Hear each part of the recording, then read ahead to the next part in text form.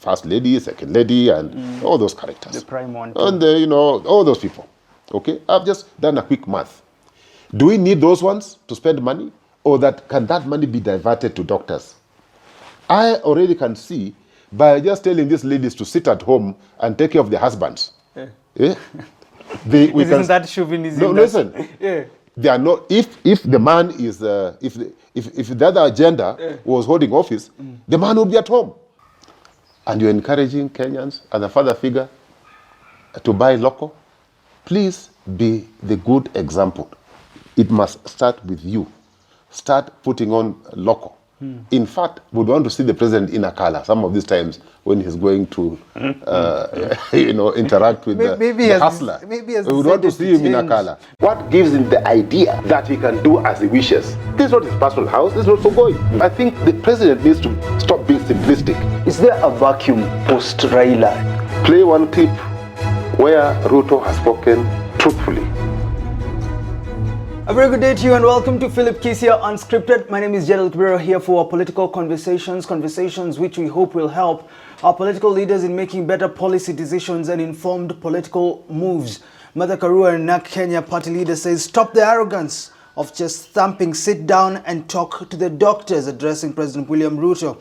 Kalonzo Musyoka, Wiper leader, says they're threatening to join the strike if the government does not do anything to deal with what doctors are asking for, their actual right. Embakasi East MP Babu Owino says the president wears a 10 million watch, yet he says that they cannot pay doctors. It's high time doctors are actually paid. That is my conversation today with Philip Kisia. What are the solutions? Because we have been complaining, we've been talking, but what solutions can we really offer to this administration? Philip Kisia, thanks for making time. Kisia is a leadership and governance expert, former Nairobi town clerk. Thanks for coming. We appreciate you. Thank you, Jed, for having me today. Happy to be here. How was the week for you? We had Eid al-Fitr yesterday. Did you choma some boozy or something? And of course, I was not celebrating because I'm not a Muslim, but I joined my fellow Muslim brothers in celebrating Eid. And we use this opportunity to review some of the challenges that as a country we're going through. And they did encourage me to continue doing what I'm doing, but more so to focus on providing solutions and hoping that the government will listen. What are some of the things that you've noticed this week? Because we haven't met since last week Friday. A lot has been happening politically. President William Ruto has been getting bashed from different sides of the political sphere. But what has captured your eye? My highlight this week was President Ruto's speech in West Pokot when Devki opening this clinker factory. And congratulations to the Devki family. And, my president, and I do agree with him fully, he did suggest that we should buy locally manufactured goods. That was a beautiful statement from the head of state. But then it was completely betrayed by how he presents himself. How can you, as a father figure, ask your children to drink water from the river while you are having wine from France?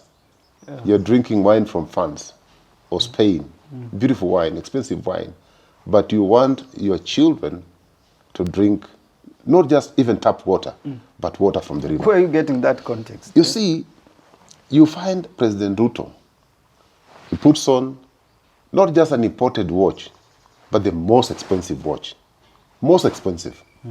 Running into 15 million shillings. You find him putting on belts, a belt. Why can't he put on one from Gikomba? A belt, for heaven's sake, costing 1 million shillings. I've seen him putting on shoes worth 2 million shillings. And you're encouraging Kenyans as a father figure to buy local. Please be the good example. It must start with you. Start putting on local. In fact, we want to see the president in a color some of these times when he's going to, interact with the hustler. We want to see him in a color. We want to see him in a belt that has been made by the hustler, a belt. This one we can do, for sure. My president, William, my president, the belt, we can afford to buy one that is local. Don't put on a belt that is 1 million and you're asking us to buy local. So that one was quite intriguing, seeing a president asking us and promoting local products. But he himself, he's drinking wine from France. He said we will start manufacturing our own Mercedes-Benz. Let him start with the belt. Yeah, let him just start on putting on a belt that is locally produced. Let's talk about doctors. You listen to Azimio la Umoja. They're coming out strongly saying we will join doctors because we believe in what they're calling for. They're saying we can actually go to the streets with them. This is what the doctors are saying. Their 2017 collective bargaining agreement has not been met. The government tried to meet them in the middle. They've said no. We want our salaries to be reviewed, our interns to be paid at 206,000 shillings. The government says we don't have that money. From the face of it, Kisia, from the face of it, what do you observe when you look at this back and forth that we've had for, I think, 2 weeks? It's more than 2 weeks. Okay, it's going to a month. By end of the week, it will have done a month without services from doctors, and you know, it's most unfortunate. In fact, this is a crisis that we would have expected the head of state to speak on, rather than speaking on things that don't make sense. But here we are. You know, I would want you, even before we dive into this program, I would want you to play that video. I think it was the women rep for Migori, I think. Yes. I mean, it was a powerful, it is really powerful. Because he has actually told the president, if my women in Migori die as a result of this strike, please be ready to receive the dead bodies in State House. Na ninasema kwa uchungu kama mama, kama kuna mama wote atakaye kufa Migori County akijifungua na kukuhakikishia Ruto, hiyo maiti nitakufikishia State House uizike wewe ama uile wewe. Manake ni chungu sana. Fikiria binadamu, maisha ya binadamu sio kitu cha kuchezea. Mbele ya Mungu yako siku ya hukumu utasungumuza nini? Huchungi wanyama, huchungi hata binadamu. Kweli fikiria kama una wakati wa kufikiria. Mgomo huu uisimamishe, fanya kitu cha haki ya kutetea madaktari, kwa sababu hata wewe unatibiwa na madaktari. Lakini una pesa unakimbia hospitali makubwa. Wasiojiweza wanakuangalia, masikini wanakuangalia. Na sisi wabunge tutaungana nao, tutaandamana, lakini jitayarishe maiti zote za Migori County na kuletea State House. Uzile wewe. Ile pesa unakunywa nazo chai, una-entertain nayo marafiki zako kule. Imetosha kuwatetea hao madaktari. Maiti hizo zitayarishe kuzipokea. You listen to that clip, Kisia. This is the women rep of Migori saying you will know what you will do with these dead bodies if they die as a result of doctors not being in hospitals. The president says, look, we need to live within our means. We cannot afford to pay these doctors.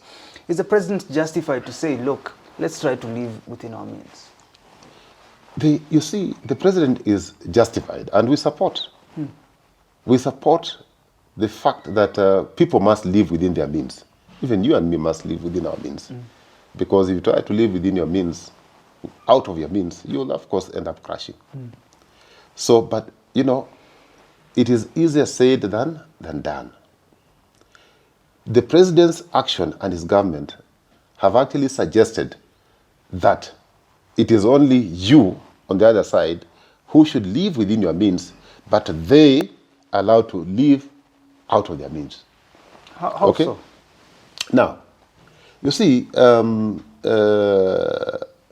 if you listen, first of all, if you listen to this clip, and you've listened to it, that lady has spoken so passionately. He's reminding the president, Mr. President, that these are your voters, these are your hustlers, these are the weak in society. We cannot afford to have them not having medical care, okay? But getting back to your question about living within our means, great statement. But is it followed with action? There's no action. There's nothing that is suggesting that the president would want us to live within our means.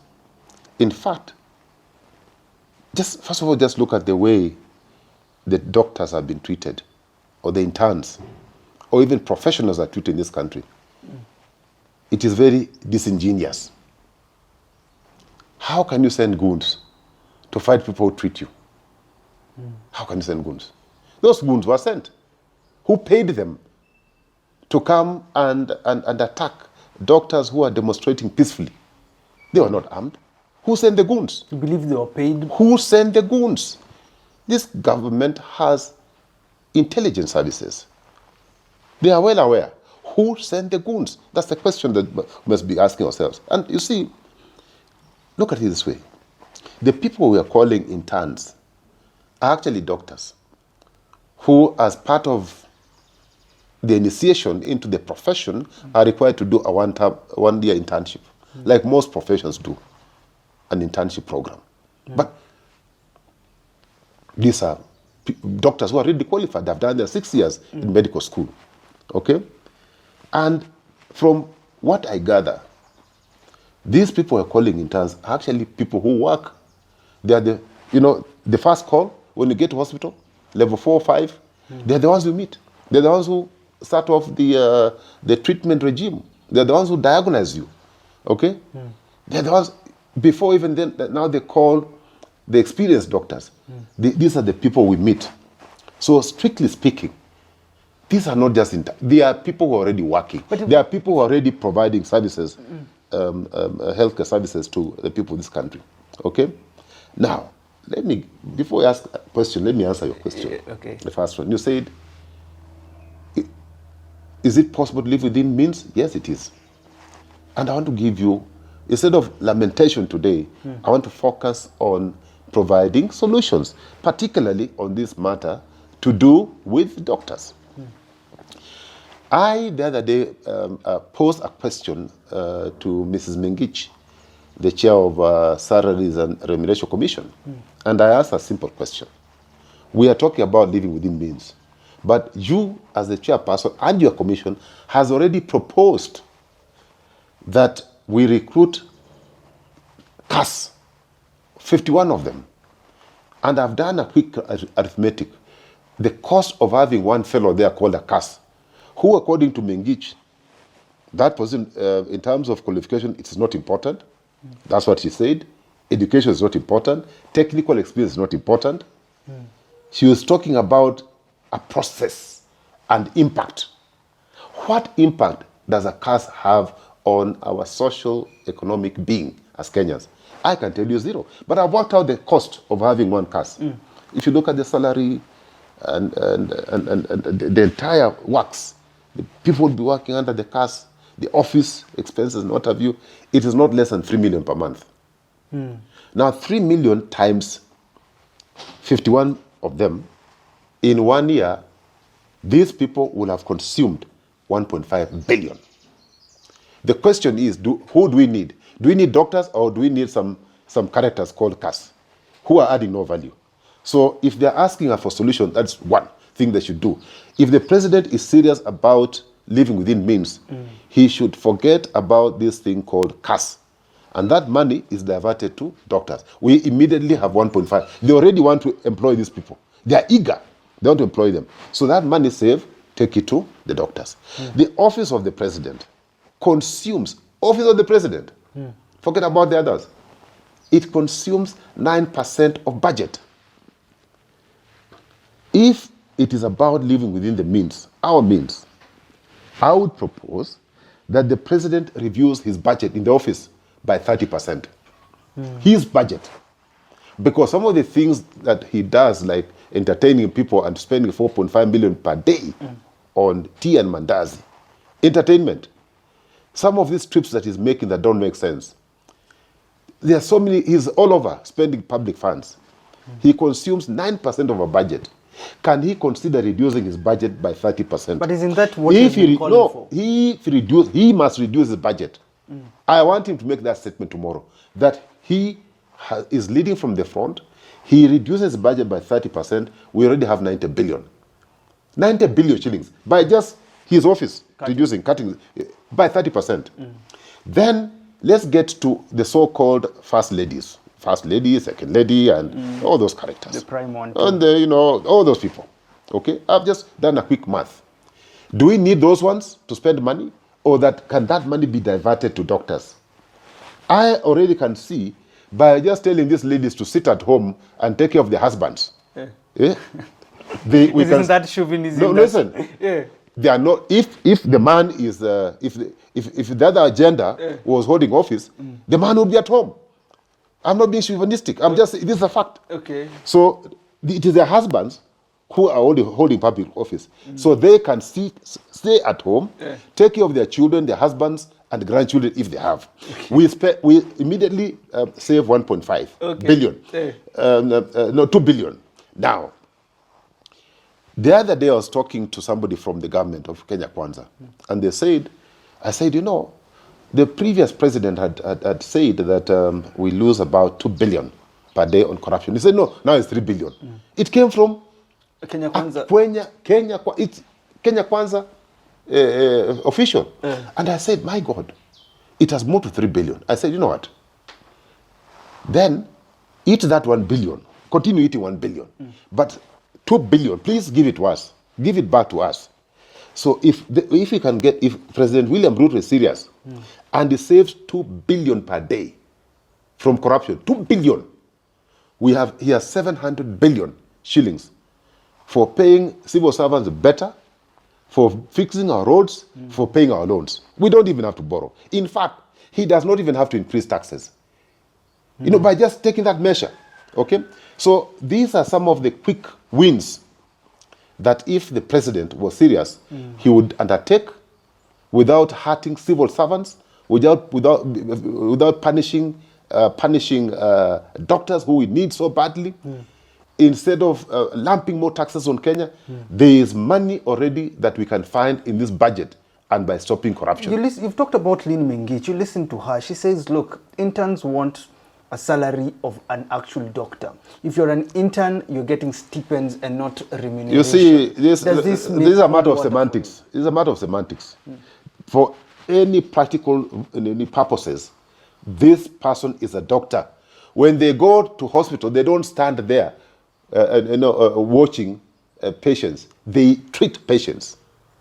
It is just part of the requirement that you must intern for 1 year. But for every practical reason, this is a doctor providing services. So forget about them earning 200. In fact, 200 is very little money for professionals. In fact, me, if I had a chance to be president of this country, I will review salaries for civil servants because there's money. Because you need somebody who is firm and somebody who is not corrupt. But what is because money that we have, the statement is not mine; it is theirs. They are saying it's 3 billion. Yes. So I'm just saying, if I took over, I say, okay, in the interim, I'll maybe close my eyes, eat 1 billion before I catch up with them. But 2 billion. Do we need to borrow money for paying loans? These bonds that they are saying they have done very well, they have restructured, they have just postponed the payment. We shall pay that money this financial year and finish. Do you know, on one shot? In fact, in 2 financial years, if we had a serious government that is saying that we are going to take corruption head on, we have enough money to repay loans even before this term ends, 2027. How do you assess the government? And paying civil servants properly. They need to be paid properly so that they focus on doing the job they're employed to do, serving Kenyans. I'm asking, how do you assess how the government is handling this situation? Because according to Martha, she's saying this is just arrogance and just thumping. You listen to the president says, look, we need to live within our means. Let's be considerate of the situation we have in this country. You listen to CS Nakumincha says, they are just feeling jealousy over the work that I'm doing at this ministry. This is why some of them are sponsoring these strikes. You know, this is beyond, first of all, I would say, I feel sorry for Nakumincha. Feel sorry for her. Because what can she do? Even if she's removed tomorrow. Because, you never know. Even if she's removed and bring somebody else. So long as the architecture of this government remains the same, nothing will change. The Ministry of Health needs to be facilitated in terms of funding. They need to be given more money to pay doctors, to buy equipment, to buy medicine. The counties, in fact, some of these functions are actually, devolved. We need to give the counties money so that they can pay the doctors well. They can pay the workers well. Okay? So it's not about Nakumicha. Nakumicha is just a collateral damage. Okay? The person who must address this matter without chest thumping, okay, is the President of the Republic of Kenya, William Samoei Ruto. He should stop, forget about everything else he's doing, opening factories. That one you can even send Gachagua to open the factory in West Pokot. That one you can send Gachagua. You can even send, who is the trade minister? You can send that one. Yeah. You can even send Musalia. Let him deal with this issue of doctors. Let him not hide. He's hiding right now. Let him confront this issue head on. And I would say, because we are Kenyans, I'm sure if the president shows some goodwill and comes and says, this is the action I've taken. I was consuming 9%, I've reduced. Okay? Now I have 90 billion from my savings. I'm giving you some of them. I may not be able to give you, I may not give 200. But this year, the intents for this year, please allow me to do about 120, 130,000, okay, from the savings that I've created. The ones who come the following financial year, I'll get to 200. That is a better approach than saying that I can only afford to pay you $500, yet you, as the office of president, are consuming 9% of our money, doing nothing, serving people tea, costing us 4.5 million per day, and dressing expensively. Because, the president is actually dressed by public funds, if you didn't know. It's not his personal money. Which personal money? There's a budget. You see, there are savings that can make, I don't want to get too petty, but there are serious savings we can make just in the office of the president. And I also agree with Martha, really, we should stop chest thumping. But again, let me ask the doctors. You are Kenyans. If the president shows some goodwill, please accommodate and say we shall also sacrifice. Because they're moving from, I think now is whatever has been put on the table is 70. If it moves, say, to 140, the doctors also, the doctors, we are Kenyans. Kenyans are dying. Let them also sacrifice. Okay. But the first sacrifice must come from finally on that matter. Kalonzo Musyoka has the best opportunity to provide leadership. And he should stop hanging on Raila's coat. This is his moment to provide leadership, to provide solutions. Okay? Not just to issue statements that we shall join the strike. Yes, he'll join the strike, and then what? Can he come up with a concrete proposal on the table? Okay? He must provide leadership. If Ruto has failed to provide leadership on this particular matter and is not even pronouncing himself, I want Kalonzo to be the alternative voice and say, if our president, if you gave me the chance now, this is what I would have done. And Mr. President, don't feel shy of inviting me. This is my proposal. Okay. Because this matter is affecting particularly the common mwananchi. It's not affecting William Ruto and his family, because their medical expenses, even not here, when they go abroad, they are checked. Their entire body is checked. They are checked. Doctors are there 24/7. They are not affected. They have the best medical care. If they fall, a CS falls sick, even if he or she does not work, if the output is zero output, you'll find them in the most expensive room in Nairobi Hospital, costing taxpayer $500,000 per day. So they are not feeling it. And probably that's why they don't. So Kalonzo, I'm not saying he should not join the striking workers. He should not just issue a threat. I want him to say on a Monday, or rather tomorrow, let him issue a statement, make a proposal. If the president by the weekend does not act, Kalonzo should lead from the front. He needs to do what? Number one, to mobilize people to come to the streets so this government can listen. He can't just say, oh, no, I'll join. Joining us, doctors, I think about 2,000-3,000 is not still impactful. Do you think I want Kalonzo to come out and get 1 million people on the streets until President Ruto calms down from where he is. He must calm down and listen to us. I want him to communicate more effectively. The statement they read was just saying, okay, the doctors are, there's a collective bargaining agreement that was signed in 2017 that has not been honored. Those are things that we know. Offer solution. So his communication strategy needs to change very fundamentally. So for me, I see Kalonzo's star rising. Now, if you can just do the two things I've said, effective communication and mobilization. What is the place, though, of the legislature in all this? Because you listen to Opiyo Wandayi, who says Parliament must act. He says he was unable to assess Parliament. You listen to Babu Owino, who says, look, the president is wearing luxury items while he's saying we need to live within our means. What is the place? Because they come out and give statements. These people also are not being very genuine. They're my friends. Opiyo Wandayi is my friend. Babu Owino, they're all my friends. But they need to be honest. There's a proposal to increase the salaries by 14%. None of them has opened their mouths. Number one. Number two, they are the ones who do make the budgets for this country. Why can't they make sure that we allocate ministries that matter more money? Health, interior, tourism, because tourism is given nothing. Because if you can, when you're doing the budget, and you give those ministries sufficient resources, they're able to bring in more resources. For example, tourism.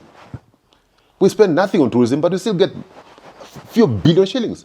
Supposing we spend good money on tourism, we'll have more foreign currency coming in. We'll not have a shortage of foreign currency. People have jobs. And these problems we have, if we can support agriculture, we improve on our coffee and tea, we have no problem. The problem is that the people in leadership have no vision, and that is why they can allow a fake fertilizer to come in so that we import.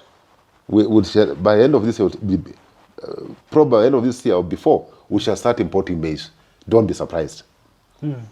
So so these people in parliament, both those who are in Kenya Kwanza and Azimio, must make sure that all these things are captured in the budget, because they're responsible, and prioritizing which ministry gets more.